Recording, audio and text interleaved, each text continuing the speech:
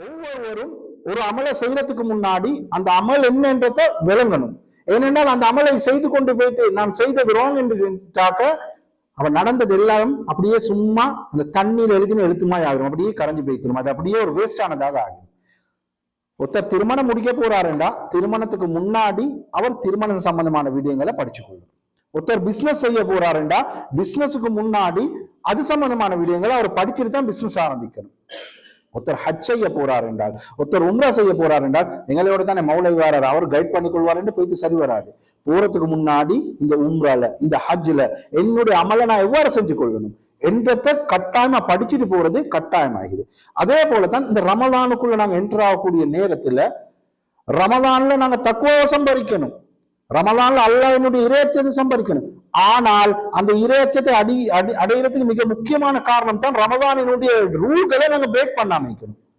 ரமலானை நாங்க எப்படி முன்னோக்கி அதுல எப்படி அமல் செய்யணும் சட்ட திட்டங்களும் எங்களை தெரிஞ்சுக்கணும். ரமலான்ல சும்மா போயிட்டு நாங்க நோம்பு பிடிச்சிட்டா சரி, தின்னாம குடிக்காம இருந்தா சரி என்றதுக்காண்டி ஒருத்தர் என்ன செய்யறாரு, இரவுல இருந்து சுப வரைக்கும் தின்னாம குடிக்காம இருக்கிறாரு, அதுக்கு பிறகு தின்றாரு. கேட்ட சொல்றாரு ரமலான் காலத்துல தின்னாம குடிக்காம தான் ஈக்கணும், அதுதானே நோன்பு என்று சொன்னால் ஓ அதுதான். ஆனா அது என்ன டைம் என்றதை தெரிஞ்சிக்கணும். டைம் என்றதை இவர் நினைச்ச மாதிரி செய்யறாரு, சரி வருமானு கேட்டா சரி வராது. இதே போலதான் எங்கட மக்கள் இன்னொரு செய்யக்கூடிய தவறு என்னது, அவர் நினைக்கிறது ரமலான் மாதம் வருவது என்ற சரி ஹார்ட் ஆயிக்குது, எனவே எனக்கு நோன்பு கடமை இல்லை அப்படின்னு நினைப்பாங்க. ரமலான் மாதத்தை அடைஞ்சிட்டாரு, அந்த ரமலான் மாதத்துல வாழ்ந்து கொண்டிருக்கிறாரு, பல நோன்பு பிடிக்கக்கூடிய மக்களோட மீக்கிறாரு. ஆனா இவர் நினைக்கிறாரு எனக்கு நோன்பு கடமை இல்லை. காரணம் என்ன, ஒர்க் வந்து அவ்வளவு ஹார்ட், நான் டிரைவர் ஆகிக்கிறேன், ஒவ்வொரு நாளும் இத்தனை கிலோமீட்டர் தூரம் போகணும், சோ எனக்கு நோன்பு கடமை இல்லை. நீங்க டிரைவர் ஆகிக்கிறது என்றா இந்த டிரைவர் நோன்பு காலத்துல மட்டும் இல்லை ஆகிக்கிறீங்க, உங்களோட வேலையே டிரைவிங் வேலை தான்.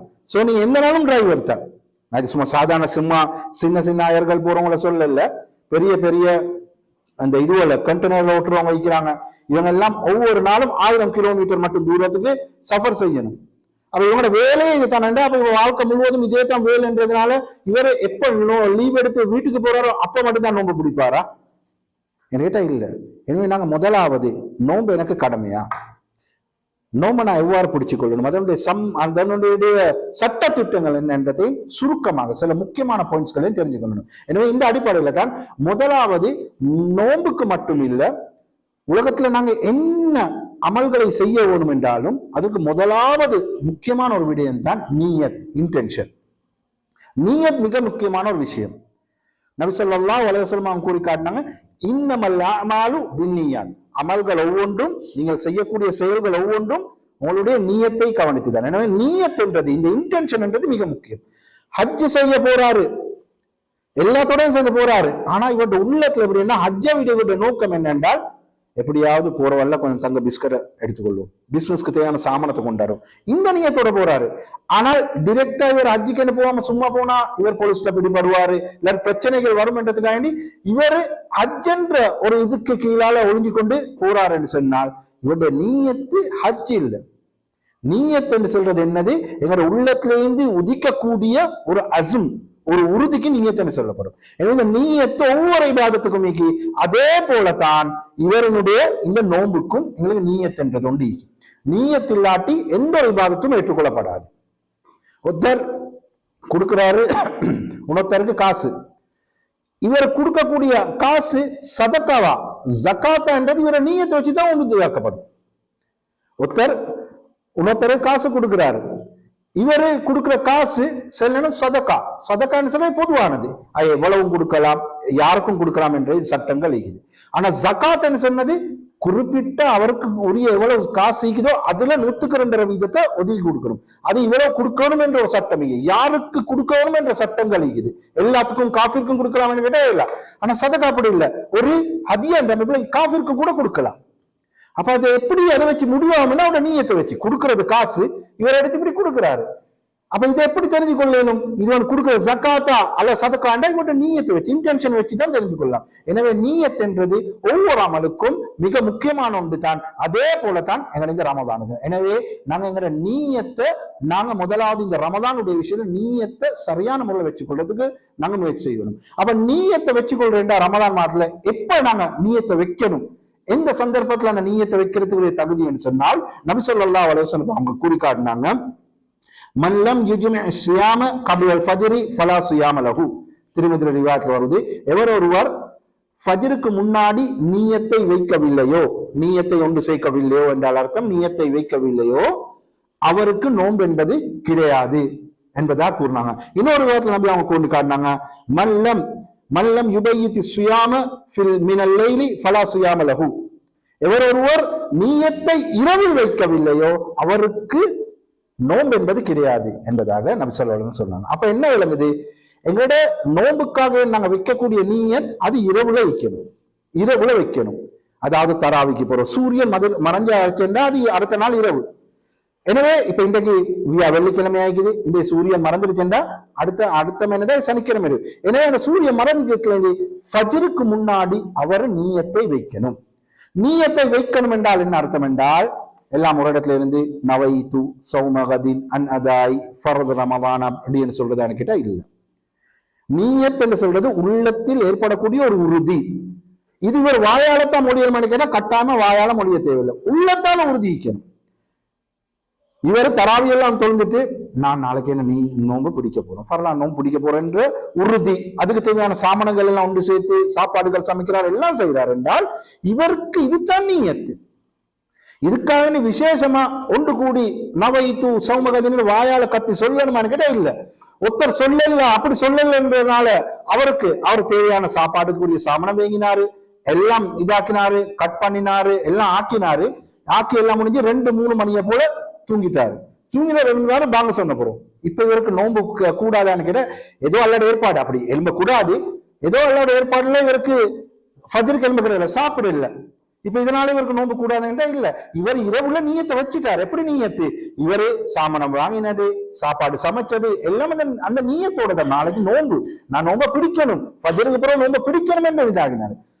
அப்படி இல்லாம இல்ல நீங்க இரவுல நவைத்து சமூகத்தின்னு சொன்னீங்களா, சொல்லல, அப்ப சார் நோன்பு முடிஞ்சா இது அது இஸ்லாத்தில் ஏற்றுக்கொள்ளப்படக்கூடிய கருத்து இல்லை. எனவே நல்லா நினைக்கோங்க, நீயத்துன்னு சொல்றது உள்ளத்தில் உருவாகக்கூடியது.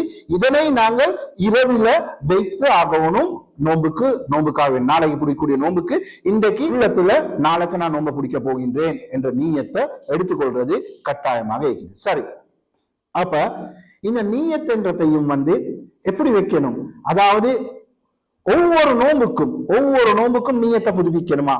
ஃபர்ஸ்ட் நோன்புக்கு நீயத்து வைக்கிறது நான் நாளைக்கு நோன்பு பிடிக்க போறேன், 2வது நோன்புக்கு நான் நீயத்து வைக்கிறது நாளைக்கு நோன்பு பிடிக்க போறேன், 3வது நோன்புக்கு நீயத்து வைக்கிறதா என்று கேட்டால் உலமாக்களினுடைய ஏகோபித்த முடிவு என்ன என்று சொன்னால், ஒவ்வொரு நோன்புக்கும் இரவுல நீயத்து வைக்கணும். அதாவது நாளைக்கு நான் நோன்பு பிடிக்க போனா நாளைக்கு நான் நோன்பு பிடிக்க போகின்றேன் என்ற நீயத் அவருடைய உள்ளத்துல வரணும், வாயால இல்ல உள்ளத்தால வரணும் என்றைத்தான் கருத்து. இது உலமாக்கள் ஏகோபித்த முடிவினுடைய கருத்தின்படி அவர்கள் ஒவ்வொரு நாளும் இந்த நீயத்தை வைத்துக் கொள்வார்கள். ஆனால் மாலிக் ரஹ்மத்துல்லாஹி மதாபினுடைய கருத்துப்படி, அதே போல இது அஹ்மத் ரஹ்மத்துல்லாஹி இன்னொரு அவங்களுடைய கருத்தின்படி சொல்லப்படுது இல்லை. முதலாவது வைக்கக்கூடிய நோம்பினுடைய நீயத் அவருக்கு 30 நோம்புக்கும் செட் ஆகும்.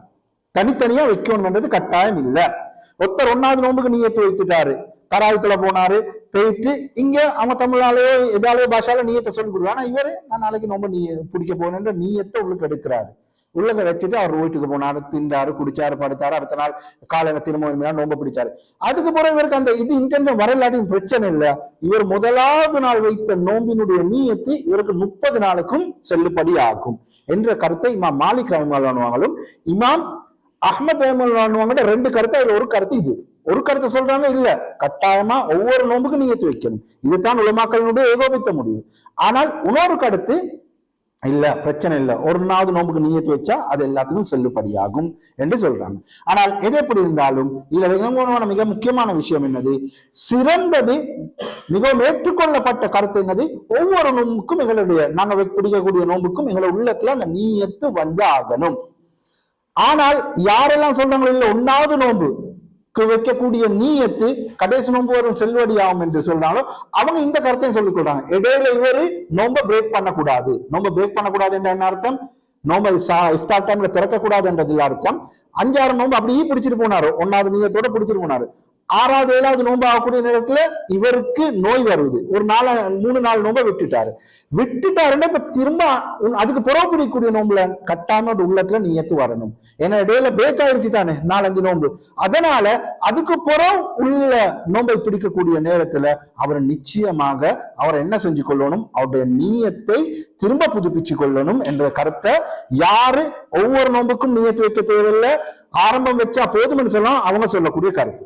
ஏனென்றால் 1வது நோன்புக்கு நீயத்து வச்சா கண்டிப்பா ஏற்றுக்கொள்ளப்படும். ஆனா இடையில அவர் நோன்பை விடாம வைக்கணும், கண்டிப்பா பிடிச்சிட்டு போனா ஓகே. ஆனால் இதெல்லாம் வச்சு பார்க்கணும் உலமாக்கள், அதாவது மொத்த உலமாக்களும் ஏகோபித்த முடிவா சொல்லக்கூடிய கருத்தை நாங்க எடுத்து செய்யறதுனால ஒவ்வொரு இரவுலையும் நாளைக்கு நான் நோன்பை பிடிக்க போகின்ற நீயத்தை உள்ளுக்கு எடுத்துக்கொள்றது இது மிகவும் ஏற்றம். ஏனென்றால் நோன்புக்கு எந்த விவாதத்தும் நீயத் இல்லாம ஏற்றுக்கொள்ளப்பட மாட்டாது. அது இந்த ரமலானுக்கும் கட்டாயம். எனவே நான் பிடிக்கக்கூடிய நோன்புக்குரிய நீயத்தை ஒவ்வொரு நாளும் வச்சுக் கொள்வதுதான் மிகவும் ஏற்றமான கருத்து என்பதனால் ஒவ்வொரு நாளும் எங்களோட நீயத்தை நாங்கள் புதுப்பிச்சுக் கொள்வது, அதனை வாயால சொல்றது கட்டாயம் இல்லை. நான் என்னுடைய ஃபர்லான நோன்பை நான் நாளைக்கு பிடிக்க போகின்றேன் என்ற நீயத்தை உள்ளுக்கு உறுதி எடுத்துக் கொள்வது போதுமாகும் என்றதை நாங்கள்